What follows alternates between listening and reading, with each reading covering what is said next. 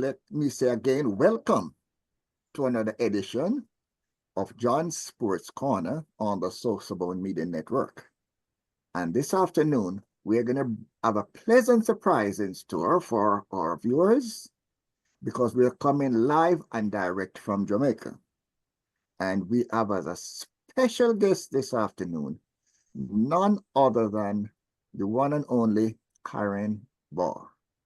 And we are going to have an in-depth conversation with her about nothing more than the Sunshine Girls dominance that we in the diaspora needs to get behind, okay?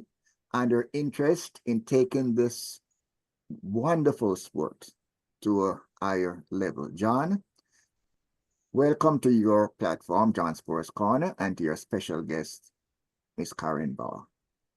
Thank you so much, Trevor. Once again, a very good afternoon to our listeners here on the Social Media Network. And of course, you can find me on Sosofat TV to all our sports programs since when, Trevor? Since June. Yes. That we have been doing the TV side of Social Bone. But again, welcome, good afternoon. As Trevor mentioned, our special guest this afternoon is Miss Karen Rosenbaugh, who has expressed interest in running for the presidency of Netball Jamaica. May I say, whenever the next AGM is, Karen, welcome. Good evening for us now, and thank you so much for having me on your platform. And yes, hopefully the AGM will be soon. We are pushing for February once we get through the series with South Africa, which I'm sure we'll talk about in a little while. But Yes. the hope is that we will be in a position to have the AGM in early February. What made you decide to put your hat in the ring to be the next president? Wow, that's a loaded question.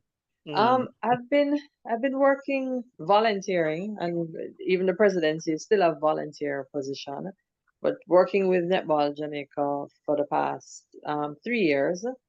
In addition, I previously was on the board of Marva Bernard. So this is my second stint working with Netball Jamaica. And my passion for netball started in school days, but that was really just about playing and watching the sport. Um, Throwing my hat in the ring came out of a need, a desire to contribute more. Being on the board, you do get to. It's hard work, even though it's not even though it's a volunteer situation. And I do have a 9 to 5. Um, Mm. but it opens your eyes to all the possibilities of netball, of the things that we could be doing better, the things we could be doing more of. And I felt it was time for me to take my interest, a little bit further than supporting marketing and sponsorship, and actually leading the organization in a direction that I think we need to be stepping out a little bit more boldly. And I also feel as if I have more to offer. I have more to offer than supporting marketing and sponsorship. So hence my decision to throw my hat in the ring and put myself up for the presidency. Has the President Trisha Robinson indicated whether she will run for a third term as the president? She has not. She has not. And that's her prerogative. So when the AGM dates are announced, and when she's within the timeline that is required, she can still do so. So at the moment, I'm the only candidate who has said I am definitely running. So the possibility is that she will run for another term, and it's healthy competition and it's fine. Mm. Yeah. You mentioned a few minutes ago that there's a tentative date now for February. There Yes. should have been an AGM in December, I think, and then it was moved to January. Yes.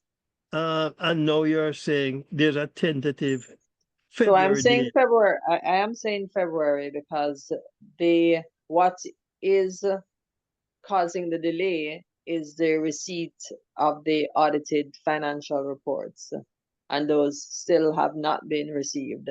So we are expecting the auditor to give us a first draft this week. And I'm being practical in saying that we have two South African teams coming to Jamaica on Saturday for Mm-hmm. a three-match series.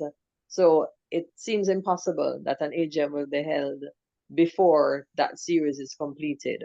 So even Very if we true. do get the financials and we are completely happy with presenting those to the members, then until we finish the series, obviously the two things can't happen at the same time. And we are committed to having a world-class event when South Africa comes here. So waiting another 2 to 3 weeks, I don't think will really make a big difference based on the fact that it has taken so long for us to get to this point. And we do want to have the audited financials to bring to the members. We can't have the AGM without audited financials. The board will meet this Saturday and decide if we're going to pick a date and whether we're presenting unaudited financials, but having the AGM we must. That's a decision that will happen this Saturday. But to be practical, the the series against South Africa has to take place and has to be done well. And those two things, it's a small core of volunteers who are doing everything. So to be practical, we will complete the series and then we will turn our attention to the AGM. There has not been an AGM since 2021. Correct. To my, yeah. Um, then how does Netball Jamaica function effectively without proper financial audited information? So the fact that we have not been able to present the audited report to the members does not mean that there's no financial management taking place. But we want to be within the letter of the law. We should be, we must be. We're supposed to have an AGM every year. The AGM at the AGM, officers are elected as well as financials are presented. So the part of the problem we've had. So the last AGM presented financials of the year 2020. Remember, you said that the AGM was in 2021. So so we have 2020, 20 to 21 to present, 21 to 22, 22 to 23, all 3 years. That was what we are attempting to do, to bring all 3 years to the table and regularize the situation. There is some overlap between the previous administration and this one in terms of handing over our financials. And that's where we have to, I'm not big on accounting, but I do know that you have to settle 1 year before you move into the next. And we had some challenges with our software and some level of record keeping that had to be regularized and information re-entered so that the financial draft could be prepared. So that's where we are now. So the members can judge when we present the documentation and show what money we have earned through sponsorship and other fundraising and how we've used it, and if they are happy with the job that has taken place. That would be for them to determine. But the bottom line is that we should ensure, and one of the things that I want to put a team together to make sure we ensure that we never find ourselves in this position again. Okay. And I was about to ask you, does Netball Jamaica have an audit committee then whose responsibility it is to see that the financial side of the organization is taken care of properly? It does have an audit committee. A properly functioning audit committee is what we need to ensure we have at all times. And so that is some of the things that we're bringing to the members to say, hey, these are some of the things that were not going right. These are some of the changes we have to make, and this is how we're going to be moving forward. You have been director of marketing and sponsorship now since I think 2021 also. What Yes. role do you play in the decision making of Netball Jamaica? Well, so every director has one vote. So when we come to make decisions, including the president, every director has one vote. The president can perform a tie-breaking role if you have a tie. Um, if somebody abstains because there are 10 members on the board. So I would play in terms of voting on issues, but if you're speaking specifically about marketing and sponsorship, I would have led the drive to engage new sponsors. Despite the lack of an audited report to give the sponsors, um, we must be able to show the value that being aligned with the Sunshine Girls would bring to any sponsor. So my role has mainly been around um, re directing the organization to market in a different way, as well as to look for sponsors who want to support the team, as well as to invest in what Sunshine Girls bring to the table as well. And it's not just the Sunshine Girls. Netball Jamaica is about the development of netball. So you have the local leagues as well.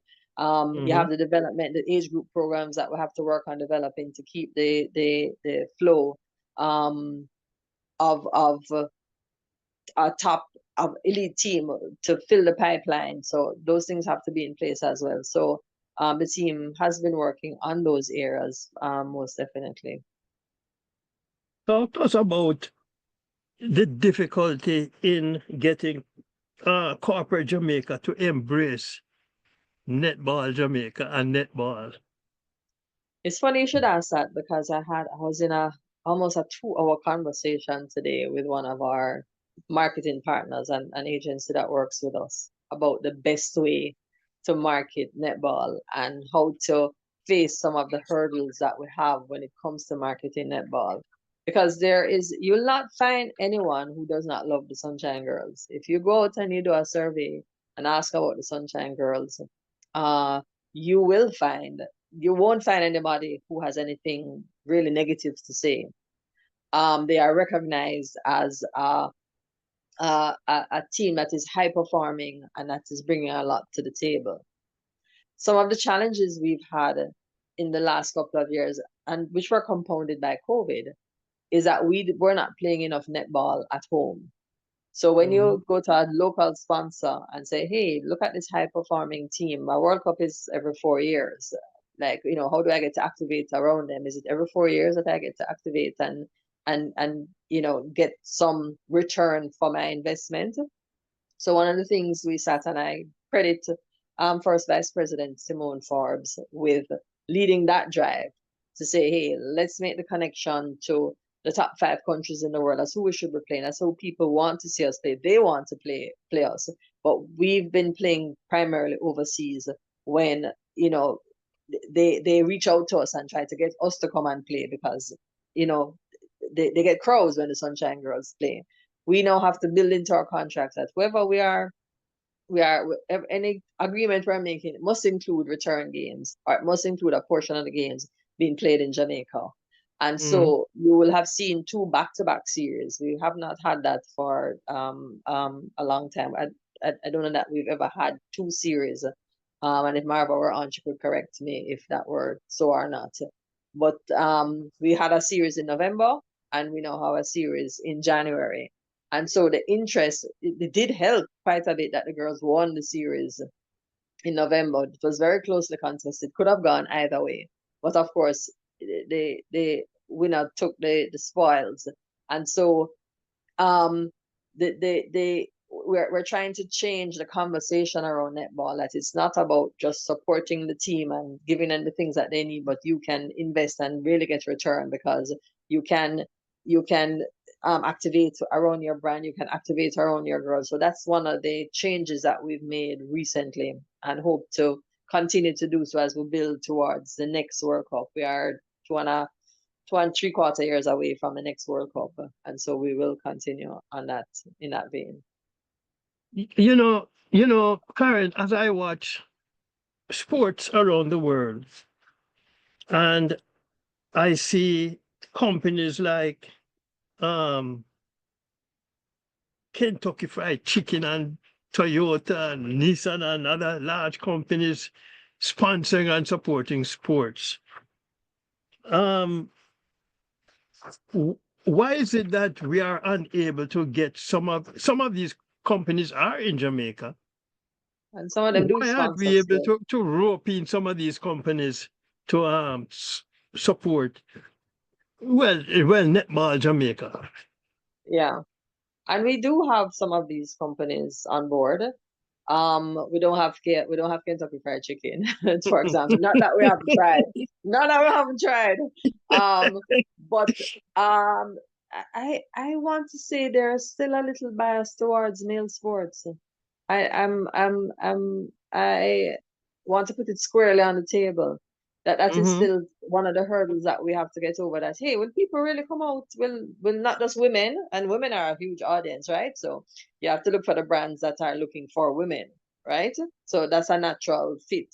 But outside of the ones Hmm. that are saying I'm looking for a female audience, will the average Jamaican, who is a sometimes sports lover, get up, leave their house and go and watch a netball game so that I can interact with them? Because that's what they're looking for. They're looking for Hmm. interaction and ways to engage their consumer. And everybody, you would think everybody eat chicken, man, woman, child. Traditionally, and you've come out of sports in Jamaica, you know that the male sports draws more people. So we used to have boy champs, boys and girls champs. Nobody used to. I was a girl in a all female high school. Nobody never got to girls champs. We all went to boys champs because that's been the build out over the years. That's a legacy we've been left with. How female coming into sports, but now they're holding their own. Track and field athletes, a lot of them, of the successful ones, are female. But apart from that, we've been able to show that yeah, we can pull a crowd. We can. If you were in the stadium, in the arena for the match against England, it was a very mixed crowd. It was men, it was women, it was children. It was, you have to be able to show that you can attract an audience and give some returns to your sponsors. They are not in it. They may love the team, but they're not in it for the love. They may love what the Sunshine Girls bring to the table, and they Hmm. love that we're successful. But when they come and put their money on the table, it's not because they love you. It's because they're looking at the bottom line and what you can bring to it. So we have to be able to demonstrate that. And it's sometimes it's harder than you may think, in terms of what sponsors are looking for. Um, but I think if you are consistent and you demonstrate that you bring the same things to the table, they will come. They will Hmm. come. They will come. If some of them will come dragging their feet, but they will come. But do you think maybe part of the reasons why you might not be able to attract some of these corporate businesses is because of a lack of governance within the sporting organization, or a lack of proper Within governance? um that is debatable, right? And yes, sponsors are looking to, when they put their money somewhere, they want to know that it is protected and that you're using it wisely. You must be able to present not just good marketing ideas, but you must be able to have accountability for the funds that are put on the table. Um, we have gotten sponsors, even with the difficulties that we've had in the last 3 years in coming to the table with a proper financial report, and I'm making no excuses for it. That situation must change, must be fixed. Um, Most sponsors don't put that on the table. Right. What they put Mm. on the table is being able to get a return. So when you have a match in the football, a football match can draw 30, if it's a really popular, if it draws the right crowd and it's promoted properly and it's the teams that people want to see, the national stadium holds 30,000 people. So they know that if they are in there at the right time, doing the right things, they can get the attention of 30,000 people. Our Mm. stadium holds at least 4,000 persons. Now, the digital age has given us is a bless. It's sometimes a blessing and a curse. For us, it's a blessing because you have the ability to reach to even more people through your broadcast, through digital media, through social media, and so that has really been an extension of what you can put on the table. So there are not very many sponsors who come and say, "Hey, I would have come earlier if your house was in order." There may be some that we're not seeing for that reason. So I'm not discounting what you're saying at all. But the average sponsor like KFC are coming to say, what are you bringing that I can use to sell more product? That's the bottom line. And you either have it or you don't have it, or you need to build it. And so we've been working at building it. But at the end of the day, we must report on every dollar that flows through the organization. Every single dollar must be reported on and accounted for. So let me ask you this. I know the Sunshine Girls have a proud winning record that and has made Jamaica proud for many years. In fact, how further along may netball be if Netball Jamaica got the kind of support that athletics as champs gets? Even jams. Um, even jams. I believe that we will be closer to that number one position, even though as we speak, we are fairly close. The girls have to operate, they're elite athletes. We are one of so when footballers play, they get paid to play. The netballers, we have to make sure we have a successful event, for example, or have enough sponsorships so that we can pay them a stipend or a salary, right? If the team was when they play overseas, they move into a professional environment. So now part of our success, recent success, has been the fact that over the years, more and more girls have moved into that professional environment. So they've got their start in Jamaica, and kudos to all the clubs who, and schools that build these girls until they are attractive to a professional club. But if you, if we were able to attract more sponsorship and provide the environment, the recovery, and when we have to pull the team together, we'd have to think about, do we have enough money to bring that player back or to move this player from this location to that location, because they typically are in places that are far away and expensive to move them around in.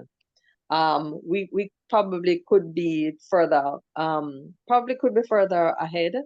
But I feel like over the years, the organization has worked on, from the days of Marva Bernard, has worked on building the team from the ground up. And so we are now in a part of the cycle where we're reaping some of those rewards. And some of it is related to, we've always struggled with having the correct funding, as far as long as I've known about netball, and you said the same at the beginning, that we've always struggled with attracting the right amount of sponsorship that we can do all the things that we need to do to move the team to the next level. Like, do we have video analysts at our beck and call? How many coaches do we go to a World Cup with? When our team moves and we have one coach and one specialist, and the other teams are coming, the teams who are above us are coming with 3 and 4. But those things have not stopped us from being in the top 5. We've not fallen further than 5th in the last 20, 30 years. Those things have not stopped us. So is it the indomitable Jamaican spirit? Is it the work that, the bricks that have been building over the years that are now, we've been third before, we've been second before, for albeit a very short time, while we were lacking all of these things. So for me, it's supposed to be consistent and to continue chipping away. And I do believe that if we do the right things, we can be number one and will be number one in my lifetime. Trevor asked me a question a couple of programs back. and you just kind of mentioned it, if our Sunshine Girls get paid, and I told him only in the pro leagues across the pond, and maybe some kind of stipend if they when they play for Jamaica in an international game. And You're correct. yeah. So, but what would it I mean, take? sometimes the government does chip in if they do particularly Yeah. well. You may Mm-hmm. get a grant or an award from the government, and sometimes from corporate Jamaica. Last year, one of our sponsors who came on specifically to make sure that the girls had a stipend leading into the World Cup. They said that was all they wanted their money to be spent on. They don't want it Mm-hmm. spent on recovery or transportation or uniform or shoes. This is what their money was to be spent on. So there's a recognition that they are elite athletes who spend time, effort, money, blood, sweat, tears, building their craft, and they should be rewarded, and they should be rewarded at the highest level. So my vision is that we will be in a place someday where we are able to support the team at that level all the time. That we'll have contracts with the players that say this is what is expected of you, and this is what you are being paid every time you put your foot on the court. That's not the reason that they should be playing. We, that's never what we're saying. That you're not playing to be paid. You're being paid because you play and because you are dedicated to your country, but that's not the reason. In other words, if we don't pay you, you're not going to play. We never want to be in that situation. But with a recognition that they are elite professional athletes and they should be rewarded in that way. So let me ask you, what what would it take to have a solid professional league like the Suncor League in Jamaica? Wow, John, you went there. Hmm. So that requires corporate Jamaica to come with a different mindset, because I believe that it would take us a while to get to the level of a Suncorp league, but I believe that is what we should aspire to. So each team would need to have their sponsors. Each team would need to have their core fan base. It is possible. Um, right now we play a lot of our netball. Most of the games are played in Kingston in terms of our leagues. We need to be in a position where we have parish leagues, that we're not just watching community leagues from afar, but Netball Jamaica is a part of the planning and development in each parish. And as far as the communities are concerned, there's some connection between what they're doing, the development plan for the sport, and what's happening around Jamaica in each parish. So we started our elite league, and we very ambitiously named the teams after the parishes in Jamaica. Mm-hmm. And one of the ideas behind that was that it needs to be built in such a way that it is encompassing whatever is happening in netball right around Jamaica. So it will require people to have a different vision of the sport and what it brings to the table. Right now, for the local leagues that we play, we have over 70, nearly 80 teams who participate in those leagues. And they're from communities, mostly Kingston, St. Catherine, Clarendon, as far as Ocho Rios. But if it was, it should be bigger. It should be better. It should be attracting players from right across Jamaica. The elite league should be attracting players from the rest of the Caribbean who come here to kind of hone their skills. Because clearly we are at a different level than the rest of the region. But it is um, aspirational for us to go to corporate Jamaica, present a proper deck and a proper plan that shows how aligning themselves to a property like that um, can move their brand forward. So yes, I think it would require corporate Jamaica to come on at a very different level with a different expectation of what we're bringing to the table. I know one of the things I have spoken about with former Netball Jamaica presidents is um, the the Caribbean area, Mm-hmm. and the fact that for Jamaica is so advanced as a netball country team. In order to get good competition, you have to get on a plane and fly across the world. Yes.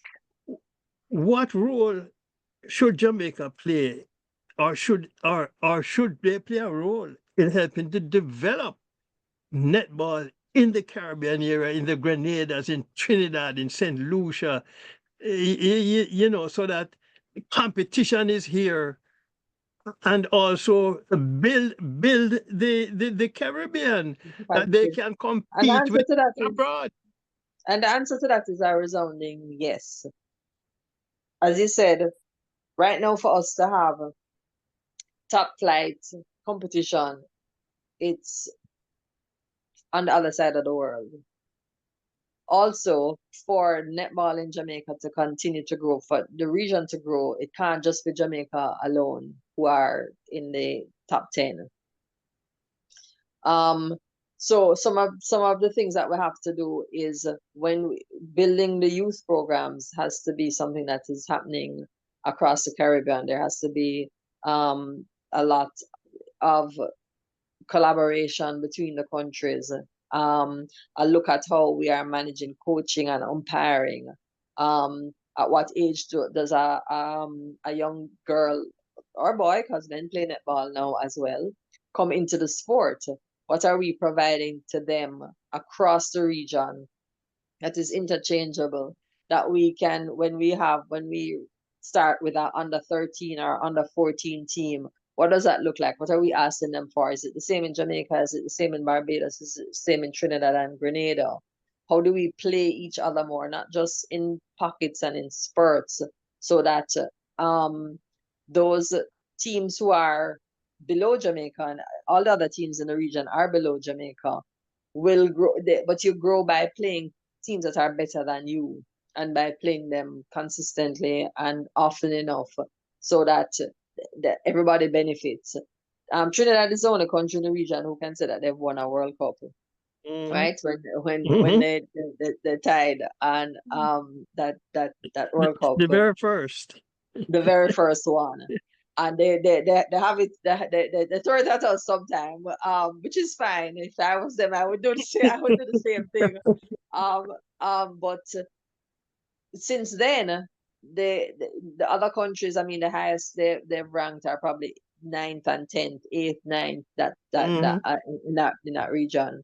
Typically, when we don't even play, Jamaica doesn't even play in qualifiers because we're so highly ranked. We go straight to the World Cup. The top 6 go straight, and the other countries play in qualifiers. In 2022, we hosted the qualifiers here through America's Netball, under Marva Bernard's leadership as well. Even though we didn't need to play to qualify, we hosted, and we were able to you can see the contribution that is required, not just from World Netball, but from countries like Jamaica, who to take a leadership role in the region, and lobby for, I don't think we play enough netball as World Netball. I feel like there should be more tournaments other than every 4 years World Cup. There should be more regional tournaments. That's the only way you're gonna get some of the development that you require. That's the only way, because every region will have maybe a one country. Okay, you have African countries who are coming up, and there are 3 or 4 of them who are sitting just below, the top 5. So Malawi. they're building Malawi, Uganda, who's in a little bit of stress right now. They're coming up, and South Africa, obviously. So, but they play each other. It's a little bit easier for them to organize tournaments and to have their yearly tournament. There's no yearly tournament that we feel compelled to play in right now, and that's one of the things that probably needs to change. So I think we need to start with the youth teams. We had Trinidad here in the summer. They're under 16 and under 18 teams came and played our under 16, and they played a high school team here. We ran a tournament. The high school team in Jamaica won the tournament. So based on beat the Trinidad under 18 national team and their under 16 team. But the more activities that we have like this, the more events that we have like this, the more that we are engaging the young ladies at a high level consistently, I believe you will see the growth across the region. So if we're hoping to have an event every summer that is a youth-oriented tournament that is bringing teams from around the region together um, to for development purposes. Let me try and, since we talk about high school, let me try to draw a comparison, so to speak, Karen, Sure. between netball and track and field. In track and Yeah. field, youngsters have the options after graduating high school, maybe college, or going pro, or whatever. There's an outlet for them after high school. Netball does not have those options. How do you keep our talented youngsters then interested in taking their game to the next level? So I beg to differ on the premise in that the implication is that once they finish high school, there's nowhere for unless you know, are brilliant at it and you get recruited and move overseas to a professional club, there's nowhere for you to go. There are many active clubs here. Um, Mm, Truthfully, when we have the league, we build the teams out of the best players from those clubs. So most people they start playing with the clubs and with their schools at the same time. Most of them are doing both things. At the end of the day, when they finish school, they have the opportunity to be still playing in their community and still be playing in the club leagues. And then they also have the opportunity of playing in the elite league if you are at the highest level. So the clubs and the clubs are members of Netball Jamaica deserve the attention and the development plans have to extend to them. So their coaches have to be able to participate in the training programs. Umpires come from the same pool of persons. So when you as an athlete finish playing, so if you're going to move on to, like you said, the track and field athlete can go to college on a scholarship and they're still, you know, participating in the sport. The colleges in Jamaica all have teams as well. They do give scholarships to mm, netballers. It's not just track and field athletes, and they have teams that perform at a high level. Most of the Sunshine Girls pass through one of those organizations on their way to the top. So I think there's a pathway there for them. Could it be better developed? Could we offer more to the clubs in helping them on their development? I mean, some of them, I have to say, some of the clubs just want to play netball. They're not interested in the politics or the administration. They just want to know that you have a space and prize money and a well structured and organized event that they can participate in. The coaches will go out and they'll find the girls and they'll train them.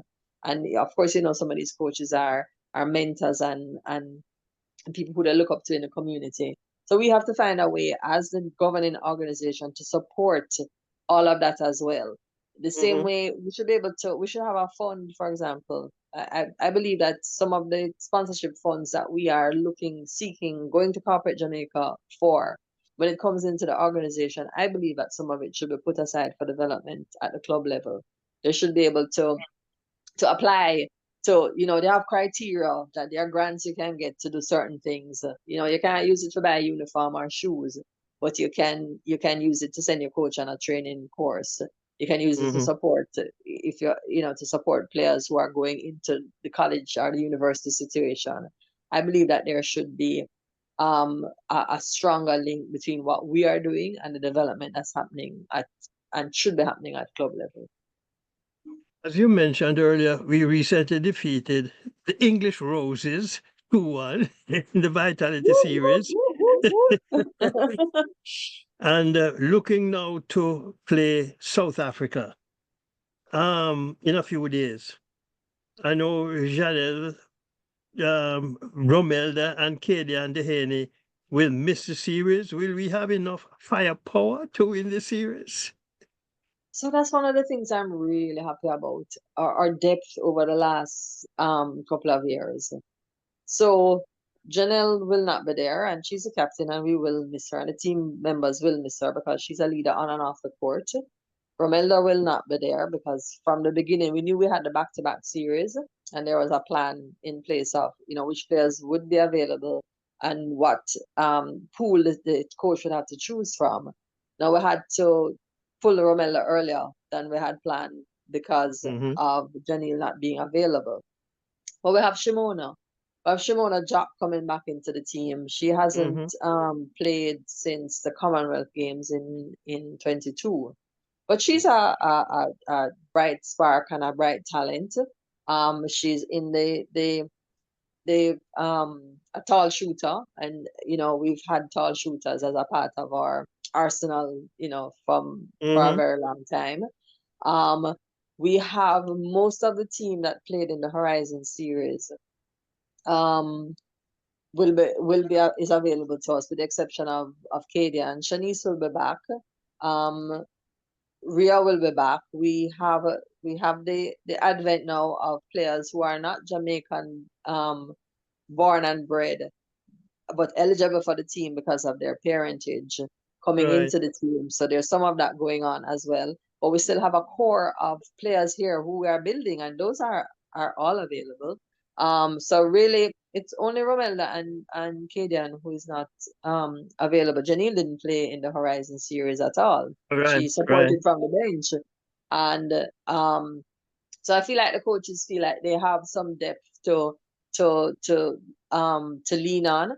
We have a pool of 15 players. Typically you have 12, but for this series we both agreed that we would work with 15 players. So Mm. I don't feel like the coach is feeling as if she's under pressure where that is concerned. And we haven't spoken about coaching at all as yet, but Mm-hmm. that is an area that um we need to continue to build and support the whoever we put in place in all the ways that you put on the table, whether it's financially or with corporate support or with just being able to show a pathway for them to move and grow. Mm-hmm. I think we're good for this series. It will be close because South Yeah. Africa, yeah, South Africa has been known to give us trouble. Mm-hmm. Um, Mm-hmm. and they're a strong team. And they have the teams in the top five. And that's really what I love about what's happening in the world of netball now. That's when any of the top five teams take the court, you can't. If I wouldn't put money unless I'm putting money on Jamaica, obviously. But there's a possibility. There's a possibility of any one of the teams walking off that court with a win if if Mm-hmm. if if you slip your slide. So we're not taking them lightly. I can say that they're not taking them lightly, even though we beat them at the World Cup. But they beat us at the World Cup before as well. Mm-hmm. So, we have to mind our P's and Q's and make sure that we are coming as strong as we can. And as from what I've heard and seen, the training is going well, but the test will be there when the matches start. And of course, our bronze medal winning World Cup coach has moved on, so we have a new coach with the team. Yes. Yeah. So, Uh, and the current coach is a former Sunshine girl. yes. Mm-hmm. She's come through the rank, so to speak. Um, she has I think a very strong relationship with her with the team members, with her players, and I feel like that is really important. I'm not saying that Connie did not have that, Mm-hmm. that but when times change, you move with it, and so Mm-hmm. the coach that we have now is a coach that we need to have and who we need to continue to build for the future as well. Talk about shooters now. I guess my days with netball go back to when Marlene Moody was the shooter. And I played back in those days. Well, she played a business house for separate, where Yes. I was. Yes. Um, Okay. but one of the Yes, things I think definitely. you probably are, you probably are acutely aware of as you talk about the development of netball is who will replace the current stars?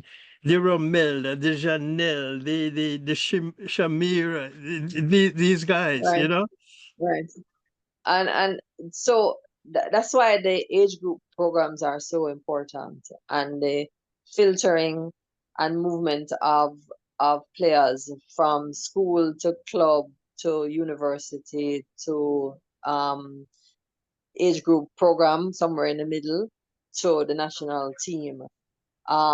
Because we can't, we're some people are calling what's happening now the golden years, right? Mm-hmm. Because we have a crop of players who are playing at a very high level. Um, we have 8 players in the Australian League, which is considered to be the top league in the world. Um, that was not always the case.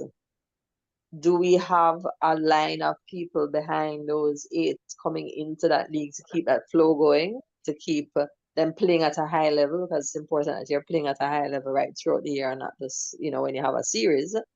Um, that is one of the challenges and the tasks of any president, whether it's me or anybody else who throws their hat into the ring, is to ensure that we have a long-term view, a long-term vision of what the sport needs. Um, that we understand the role that all of the different areas play in building an elite player who is then attractive to our club in Australia. But it does, the grassroots programs have to happen, whether they're at the school level. So one of the things we've been talking about is certification of coaches and Mm-hmm. regulations that insist that coaches in high schools, for example, must have a minimum level of certification before, that is work that we have to do with ISA to pin that down and say you must at least be, for example, a level 1 coach before you are able to be in the system coaching at that level. Because if you Right. develop bad habits from that level, they're hard to break after. So there's still a lot of work to be done, but it's really an opportune time for netball. But you're right. There, as I said, you mentioned Janelle and Romelda not being there. Shimona is only 26, right? Mm-hmm. Even though you've heard her name for a while because she got a professional contract at the age of 18. Mm-hmm. But is there another tall player coming behind Shimona? Maybe, we have a Simone Gordon, we have, people, we have a development squad as well as the age group squad. So the idea is that there's another level always that we're recruiting and building to take the place or to merge with the team, because you never want to be in a position where you have a completely new team. That you want to be in a Right. position Right. where you always have a mix of experience and youth, and you're building and Mm-hmm. looking down the road and finding the people wherever they are around Jamaica. That's why the parish organizations and the parish structure is so important. And you're not just recruiting from who you can see around you. You're going out and scouting, and the structures are there to support you finding them and to Mm-hmm. support you their development until they get to the next level. I always have a source of bone question, Karen. Here's Hey, my source of Professor. bone. Here's my source of bone question now. We have, I think, a couple of young ladies have played professionally in England, but the Suncore League is a big league. It is. It has helped to develop our players. Several years ago, a lot of West Indians were playing cricket in England, and England decided, ECB decided, okay, we don't want any more foreigners playing in our domestic league. What happens if this happens in Australia, that Australia say, well, we don't want any foreigners playing now? Yeah. How I mean, does that, what is the development program then that will continue our development as a top netball team, or netball right. players? Well, I think we've mentioned some of it before that we have to. So in the past, we had an under 14 Marva had started something called Picnic Netball. You notice I refer to Marva, a lot because there are programs. She's older than dirt, you know. You and I can have that conversation. I'm not gonna go there with you and get myself in trouble. I'm not going there with the two of you. Dirt and dirt's friend. but but but um one of the things that when I was on the board with her before was that we were one of the definite areas of focus was to ensure that we were building capacity within the organization and that we're building capacity for the sport to continue to develop. We don't want to be some of the sports who recruiting players from the only way we can have a half decent team is if we're recruiting players from overseas. We must build our players must be the ones that people are recruiting. And that's what has happened over the years, right? If Australia were to become as insular maybe as New Zealand is seen to be sometimes, that they have a restriction. I think you can have one player, one imported player on each team. And there are pros and cons of it because there's this raging debate that's always going on. If you go on the vlogs and look about whether New Zealand has taken a step backward or other countries like Jamaica have caught them up because they've been so restrictive about their leagues. So to be the best, you have to play the best. So if the best is at home, then fine. There's no guarantee that the best is always going to be at home. So you have to have the programs that develop the players, because remember that every one of those players, every one of those 8 players from Jamaica who play in the Suncorp League came up through school, through club, through university to get there. They were not developed over in Australia or England or New Zealand. So there must be something that we are doing right. Even with the areas that we still need to develop, there must be something that we're doing right. So if Australia were, as you said, you posited, were to say we're going to go down the road of only one player per team, for example, we definitely would have to know that our local leagues would have to pick up some of that slack to keep our players, because we are agreed that some of our current success is coming from having more players in that professional environment for long periods.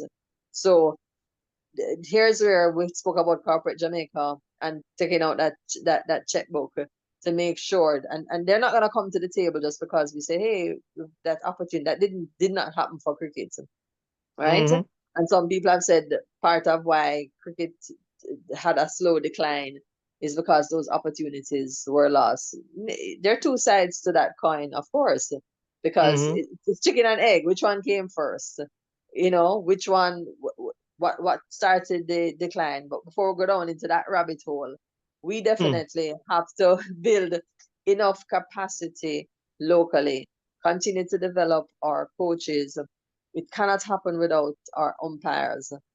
If you don't have umpires who can run leagues and who know the sport and who help to keep you on the straight and narrow and keep you operating at a high level, we're not going to be able to progress. I believe we have the capacity to take our leagues to the next level. I believe it requires a different conversation with corporate Jamaica. One of the things I'd started doing was to just invite people to come and say, hey, what are you doing this weekend? You're going near the stadium? Come and sit in and watch some netball. Come look at our leagues. Look at how many people are here. Look at the age level. Look at the interest. Look at the competitive spirit that is there. Is that something that we can develop and take to another level, especially if we spread it outside of Kingston? Because the sponsors are looking for engagement, and they're not looking for engagement in Kingston only. Kingston is a hub and it will always be. So we have to have a strong league that is based in Kingston, and we have to have strong tentacles right throughout Jamaica. Each parish should be having its own competition and feeding up their top players or their top teams into a central league. We have to get there.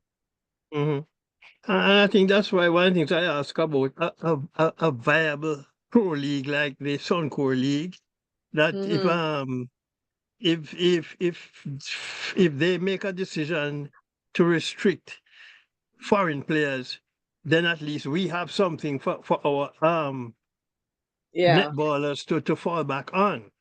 And Yeah, I I hope think they that is never do probably that. what But happened with cricket, that we never fill that vacuum.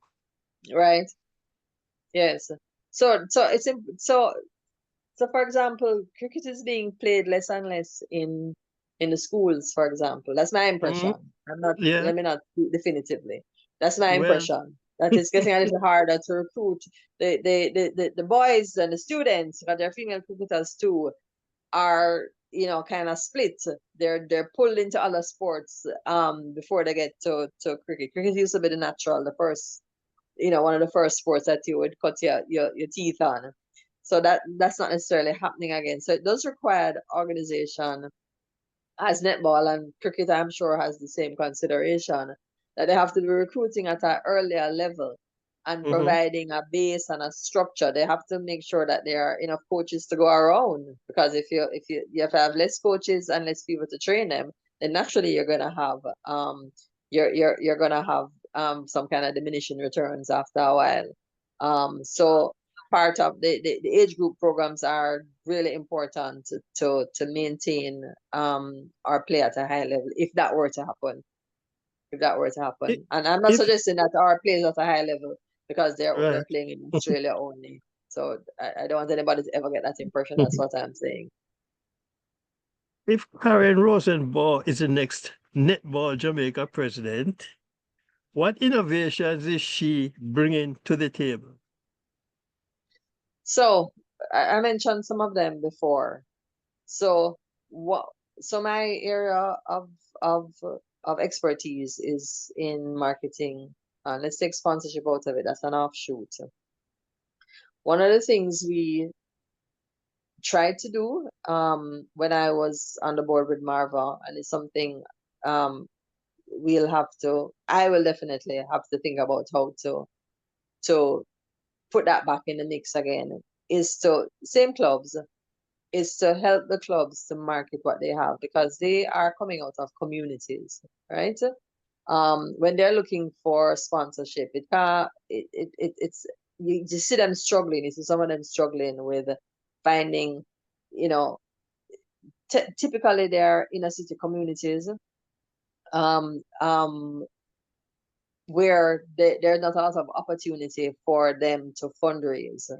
And some of what we have to do is to show them how they can fundraise, help them, connect them to sponsors in their areas, help them to build um, the capacity of the leaders within each organization, so that they can present a better story to the movers and shakers in their small areas.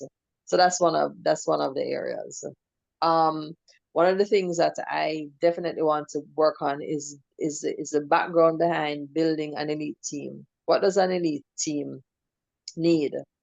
Who can provide it? What is it that our girls expect? The average player who goes and plays in a Suncorp League champion, in a Suncorp League club, they are they move into a new world, right? How can we organize ourselves around providing some of that at home? Um, when you talk about recovery, or what the expectation of the coaches are, what does the management structure look like that you build around the team, so that they are focusing on playing. Obviously they all have families, they all have lives outside of netball. How can we build a more holistic program that engages the girls for the long term? As you said, they're in it for many years, some of them. It becomes a career of of a lot of them. How can we build those structures within the organization to support the team so that they can keep performing at a high level. What I bring to the table as well is I really do believe in accountability. So I do believe that we should be communicating with our stakeholders all the time.